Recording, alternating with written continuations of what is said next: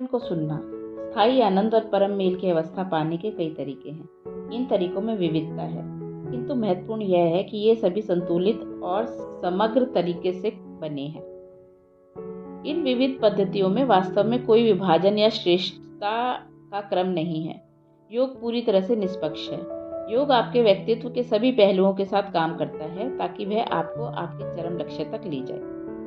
आप अपनी समझ के अनुसार अभी जो भी हैं, उसका बहुत बड़ा हिस्सा आपका शरीर है। शरीर का उपयोग करके विकास की प्रक्रिया तेज करने के विज्ञान को हठ योग कहते हैं। ह सूर्य का द्योतक है और ठ चंद्रमा का। मानव शरीर तंत्र में इन दो आयामों के बीच संतुलन लाने का विज्ञान हठ योग है। शरीर का अपना रवैया, अपना प्रतिरोध, अपना स्वभाव होता है। मान लीजिए आपने तय किया, कल से मैं सुबह 5 बजे उठकर टहलने जाऊंगा। आप अलार्म लगाते हैं, अलार्म बजता है, आप उठना चाहते हैं, लेकिन आपका शरीर कराहता है और कहता है बंद करो और सो जाओ। ऐसा अक्सर होता है ना? तो हठ योग शरीर पर काम करने का तरीका है। यह आपके शरीर को अनुशासित करने का, शुद्ध करने का और उसे ऊर्जा के उच्च स्तरों और उच्चतर संभावनाओं के लिए तैयार करने का तरीका है। हठ योग कोई व्यायाम नहीं है, इसके बजाय यह शरीर की प्रक्रियाओं को समझने, एक खास वातावरण बनाने और फिर शरीर की मुद्राओं की मदद से आपकी ऊर्जा को खास दिशाओं में मोड़ने से संबंध रखता है। विभिन्न आसनों का लक्ष्य यही है। जो मुद्रा आपको अपनी चरम प्रकृति तक पहुंचने में सहायता करती है, उसे योगासन कहते हैं।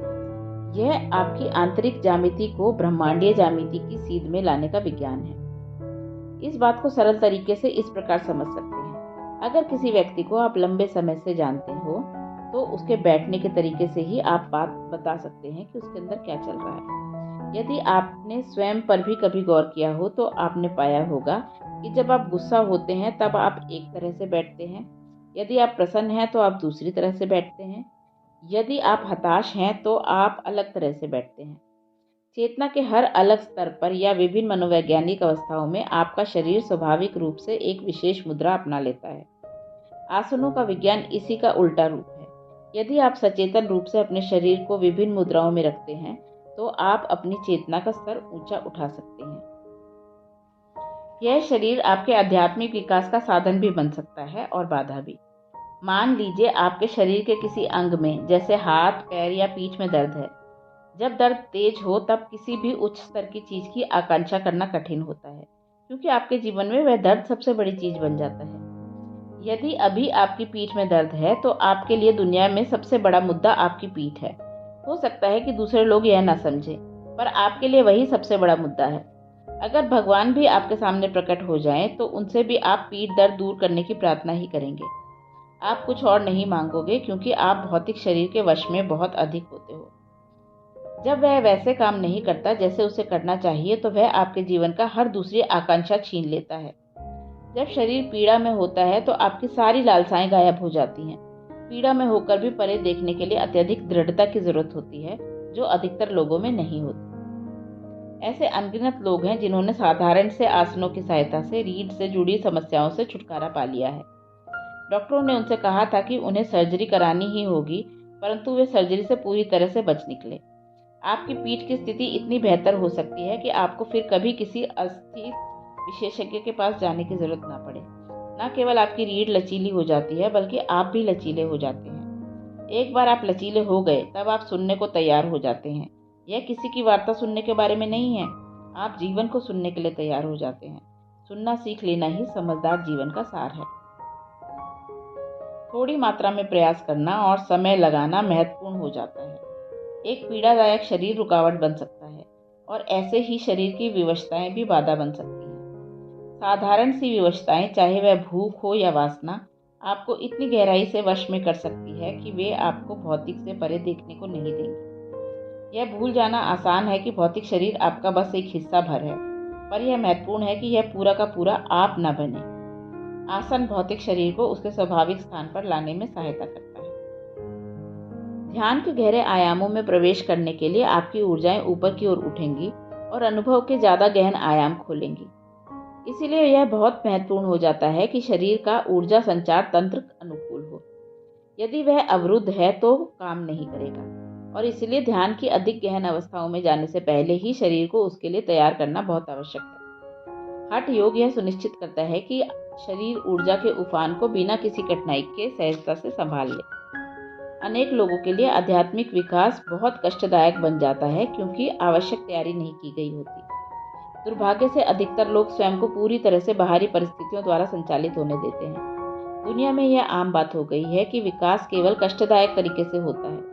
यह प्रसन्नता पूर्वक भी हो सकता है, किंतु उसके लिए शरीर और मन दोनों को तैयार किए जाने की जरूरत होती है।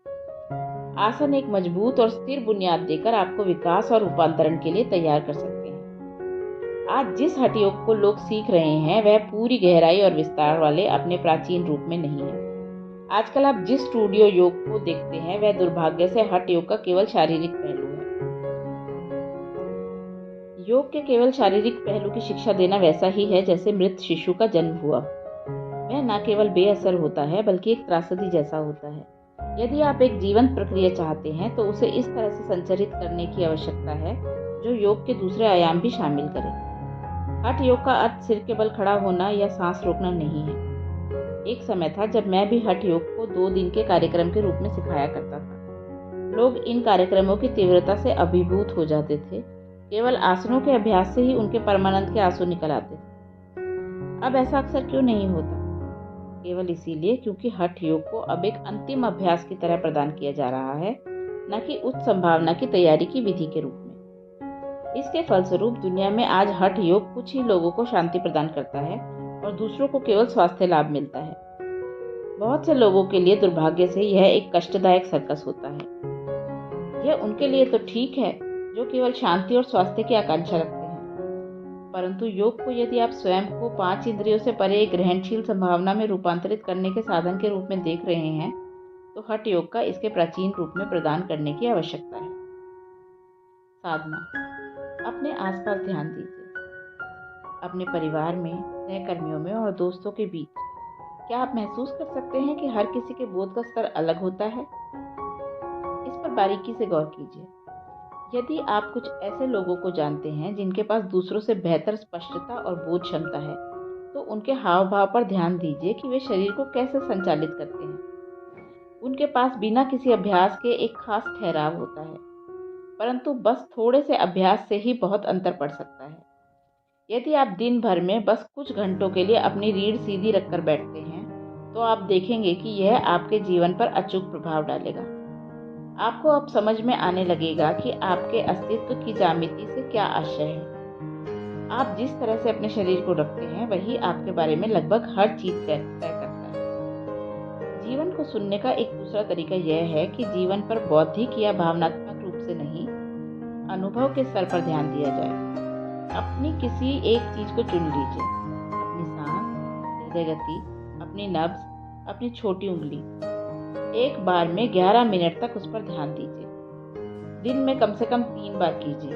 अपने ध्यान को किसी भी संवेदना पर केंद्रित कीजिए, किंतु आप जो कुछ भी कर रहे हैं उसे करते रहिए। यदि आपका ध्यान बढ़ जाता है तो कोई बात नहीं, बस आप ध्यान पर फिर से उसी तरह केंद्रित कीजिए। यह अभ्यास आपको सतर्कता से जागरूकता की ओर ले जाएगा।